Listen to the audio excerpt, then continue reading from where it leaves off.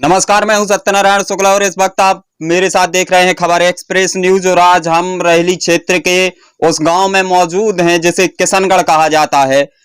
आज यहां इसलिए हमें आना पड़ा कि यहां पर जो किसानों की फसलें हैं कुछ दिन पहले बोई थी, लेकिन पानी की मार से वो फसलें तमाम खराब हो चुकी हैं।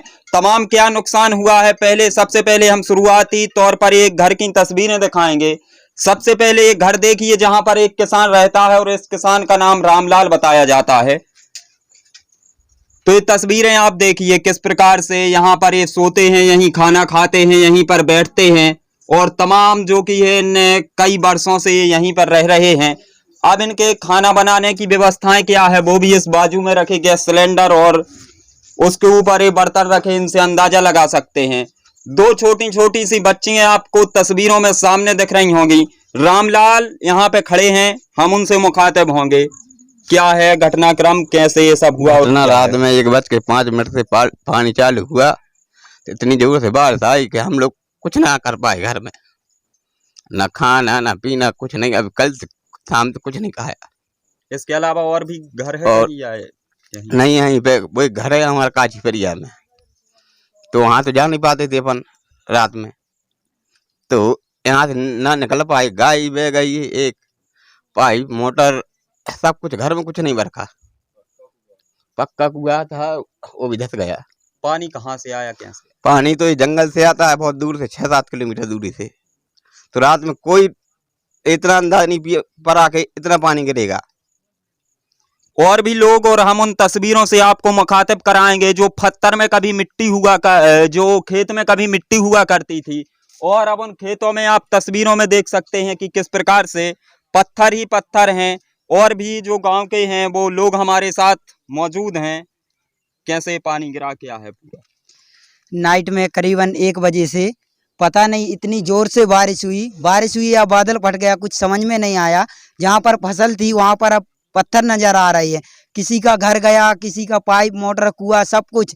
करीबन 100 किसान, 100-125 किसान बेघर हो फसल से। ऐसे नुकसान हो गया कि कुछ मानो अब उनके पास खाने का भी इंतजाम नहीं है।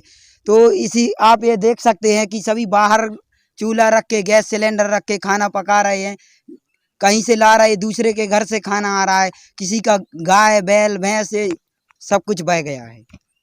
भैंस गाय और फसलें वो तमाम नुकसान हुए हैं जो बीज कुछ दिन पहले इन किसानों ने यहाँ पर डाले थे। हम इन तस्वीरों से गुजारिश करेंगे कि इन तस्वीरों को दिखाइए जहाँ पर ये तमाम लोग हैं, और जहाँ पर जिस खेत में मिट्टी ही मिट्टी दिखा करती थी। तस्वीरें आप देखिए, पहाड़ से बहकर पत्थर आए हैं, ये लोगों ने बताया। और वो पत्थर ऐसे कि जो खेतों में ढह गए हैं, खेतों में ही रह गए हैं। और आप देख सकते हैं पत्थरों की मोटाई से आप अंदाजा लगा सकते हैं कि किस प्रकार से कितने मोटे और बड़े बड़े पत्थर यहाँ पर आए हैं। और किसानों की जो फसलें हैं वो धराशायी हो गई हैं। कुछ दिन पहले यहाँ पर बोनी हुई थी। ये कुआ वो है जो पानी की वजह से और पानी के प्रेशर में ये पूरी तरह से नीचे से खिसल गया है। और भी लोग हमारे साथ में हैं, बात करेंगे। क्या नाम है? सेवक राम। कहाँ से हो? काची पिपरिया। कितना नुकसान हुआ? मेरा एक दीवार गिर गई और पाइप बह गए, मोटर बह गई, और जो फसल लगी हुई थी उसमें मलबा आके गंज गया। आप? जी, मेरा नाम राजकुमार पटेल है। मेरी पाइप बह गई और फसल ही बह गई। कल ही बोनी की थी मूंगफली की और सोयाबीन की। तो ये वो तमाम दर्दनाक तस्वीरें हैं जो यहाँ पर जंगल से पानी बहकर आया है। देखिए किस प्रकार से इन खेतों में, गुजारिश करेंगे कि जूम करके इन तस्वीरों को दिखाएं। लकड़ियाँ भी बह के आ चुकी हैं, तमाम पत्थर भी आ चुके हैं। और जो फसल कुछ दिन पहले यहाँ पे बोई गई थी वो पूरी तरह से जो कि है खराब हो चुकी है। एक किसान को बरसों तक का ये इंतजार रहता है कि अब उसका सीजन आने वाला है, अब वो फसल बोएगा और जो वो फसल बोगा वो 6 महीने तक उस फसल से उनके बच्चे पलेंगे, उनका जो परिवार है वो चलेगा। लेकिन इस पानी की मार ने ऐसा कुछ कर दिया कि एक किसान के वो बेटा और बेटियां परेशान हो गए, वो बच्चे परेशान हो गए दाने दाने के लिए इस पानी की मार से। गुजारिश करेंगे कि इन तस्वीरों को दिखाइए, आजू बाजू किस प्रकार का यहाँ पर माहौल है। पूरे गांव के लोग जो कि है यहाँ पर एकत्रित हैं।